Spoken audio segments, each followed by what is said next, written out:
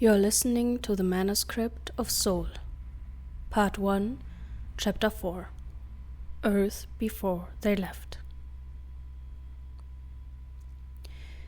Furious, Jared strode across the walkways. The feeling of betrayal coursed through his veins, and the splashing water soaked his pant legs and shoes. He did not notice it. Night had settled, and the moon gave him barely enough light to see where he was going. The water tonight was higher than usual and kept lapping against the footbridges he was walking on. How could Boyle have kept his heritage a secret for all these years? He searched his memory for what he had told them about his origins. He had always believed that Boyle had lost his family in the catastrophes just like so many others, and had never really dug into it.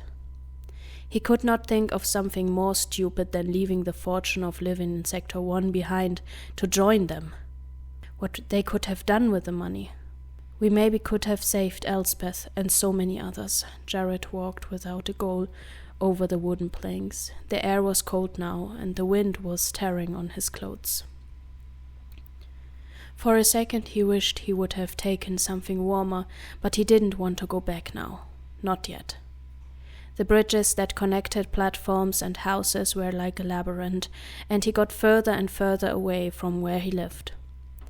At some point he wasn't able to recognize his surroundings anymore, and he slowed his walking. This was the moment when he got painfully aware of his wet-soaked pants and shoes. He ran his hands over his head and across his face.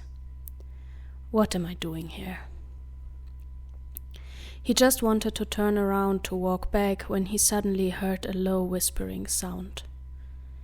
Jared turned around and stared frozen into the darkness. He could not make out anyone. "Who is there?" he yelled, but didn't get an answer. The bridge he was walking on led to a fork where 3 buildings, which protruded from the water, formed an alley. A chill went over his arms. He was scared. He turned around, and then there it was again, a small whisper. Was he imagining things now? Was he hearing voices in the waves or in the wind that were not really there? He narrowed his eyes and suddenly made out a movement in front of him. Someone or something was hiding behind the building to his left. He walked a few steps backwards, his heart sunk. "Who are you?" he screamed again against the wind. He noticed that the water around him was growing even more turbulent, almost beginning to bubble, but he didn't take his eyes off the spot where he thought he had seen movement. Wind hit his face now, and he was barely able to keep his eyes open, when a tall, slender figure walked out from behind the wall without any sound. "Who are you?" he asked again, but his voice was barely hearable now against the strong wind that almost took his breath away. He made out that the figure walking only a few meters in front of him was a woman. She had long black hair that was lashing wildly around her body and her face. Without a sound she arrived at his walkway and stood still in the middle. Through the restless wind, which kept whipping water into Jared's face, he realized that the woman was not touching the ground, but hovering above it, and her eyes were completely dark. He was frozen in panic, and with a sudden, stinging pain in his head, he heard a voice that seemed to come from inside him. Jared bent over, holding his head that felt like exploding any second.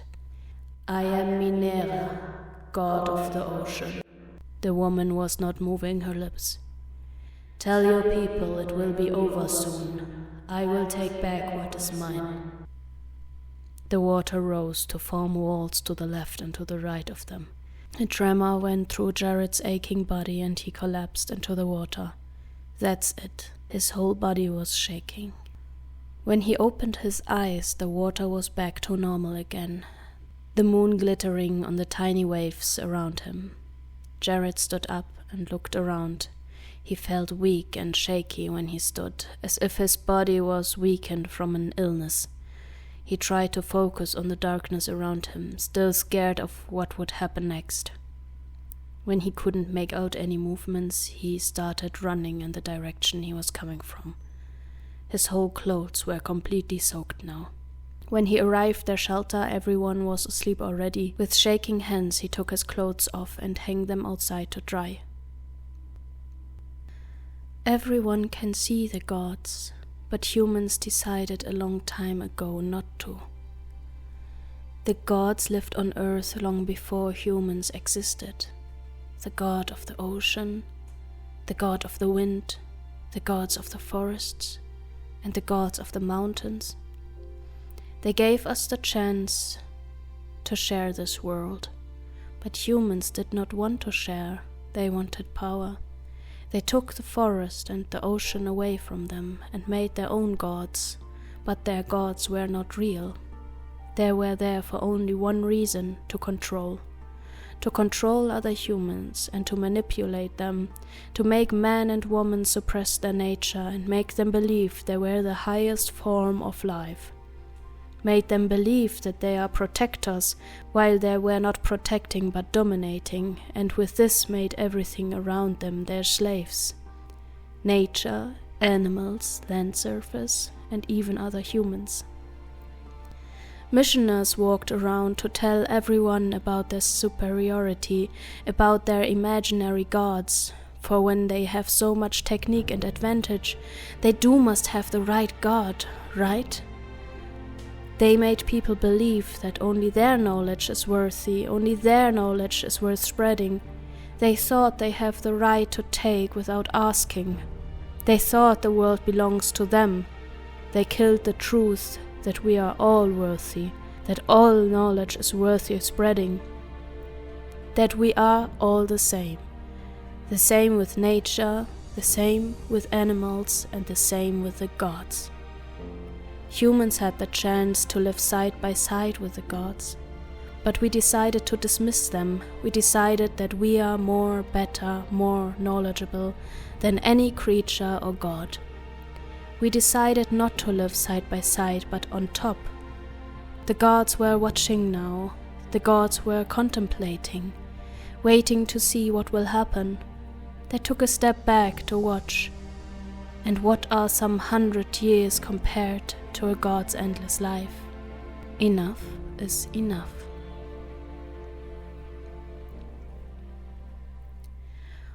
When Jared woke up the next morning and stretched his frozen bones, he was wondering for a second if what he saw yesterday night had been real. He heard the voices of the others already sitting outside and reluctantly pushed himself up to join them. "I think we should try at least." Laura was munching on a piece of dried fish. "What now?" Boyle asked. "The DNA test or this weird lottery?"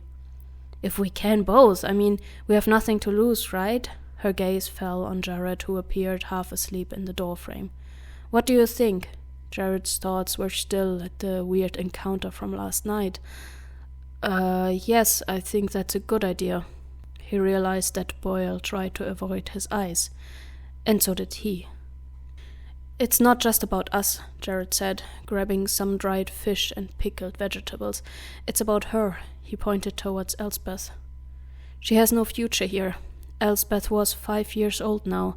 She should be starting school soon, but there were no schools anymore." Laura nodded, yawning. Jared looked over to Boyle and saw that his expression changed to a dark, worried look. "I don't think that this is the right way to go." He took a wooden stick and poked into the cold ash, where yesterday night had been the bonfire. "Who knows if it's any better up there? There are dangers we can't even imagine. And how many ships exploded before one finally made it out of orbit? It were countless. You really want to risk your lives like that? After all that we have been through?" Jared stared at him. "What kind of life? You call this a living?" Boyle's face softened a bit. He now looked directly at Jared, and it made him feel uncomfortable, but he held his gaze. "Yes," Boyle said. "We wake up together. We fall asleep together. We catch fish for food. We eat together. We talk. We laugh. What's so bad about this life? Life is peaceful. Sure, we are not rich. We can't travel far anymore. But we have peace. And that's something beautiful." Jared turned away and looked out at the glittering water. "That might be enough for you. You're old. You won't live so much longer, but Elspeth is young. She has her whole life ahead of her. She hasn't seen anything yet. She hasn't learned enough. She has no friends, no other children around her. That's no life for a child.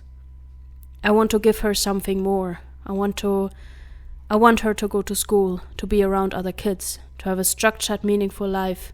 And I believe the only way to give her that is on the spaceship. Up there, everything will be organized. Everyone has purpose. And also," Laura added, "up there we can still have what you're describing, Boyle. We can still be together. We can cook, eat, spend time with each other, live a life. One that's better than this." She gestured towards the rusty fire barrel and the crumbling house. Boyle was silent for a long moment. "If you go there, there's no turning back. The rest of your life you will be there. Here at least you know what you have. Then I guess you stay here." Jared shoved the last bite of fish into his mouth, cleaned his hands on his pants and stood up.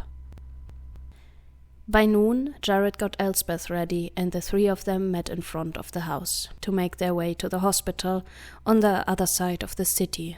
There were still trains running, but they were irregular, with no fixed schedule. They set off towards the station. Laura and Jared helped Elspeth, who managed the big steps only with some effort. Then they walked along the long wooden pier. Elspeth chattered endlessly, often stopping to watch her reflection in the water or to look at the fish beneath the surface. When they reached the train station, they were the only ones there, which could mean that the train had just left. Still they waited. Walking to the hospital would have taken over an hour, and with Elspeth probably much longer. Around half an hour later, the dusty graffiti-covered train pulled in. They boarded and found a set of 4 seats. Elspeth sat by the window, her curious eyes following the masses of water the train pushed through. Inside, everything was covered with a thick layer of yellow dust and grime. The seats were torn and filthy, and many of the windows were cracked, but the train moved. There were still people who carried on with their old jobs while the world fell apart. The old train driver kept driving, even without pay. What else was there to do? Watch the world crumble? Continuing what they had once done gave many people a small sense of stability, of safety. Steering a train through a drowning city in a world that would otherwise cut you to pieces if you let it. They reached the hospital rising from the water. The bridges here were more sophisticated, modern, solid, almost as if they hadn't been built out of desperation. They walked along the long bridges toward the fenced complex and arrived at a large gate. Jared pushed against it and it opened slowly with a heavy creak. The hospital was unusual intact, considering the state the world was in. Of course, some benches were torn, and countless dust particles glittered in the sunlight that streamed through the windows in soft cascades. Old discarded equipment stood along the walls, and there were barely any people inside. They were still standing in the entrance area when the woman with dark hair wearing a white lab coat appeared around the corner. "Hello," she said with a friendly smile. "How can I help you?"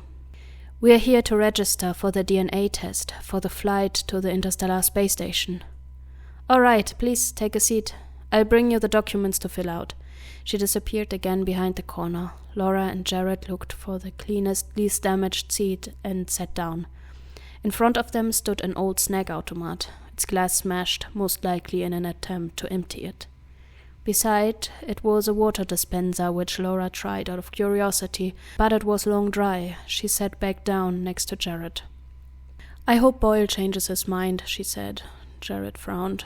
"I don't think he will. I think he's content with his life.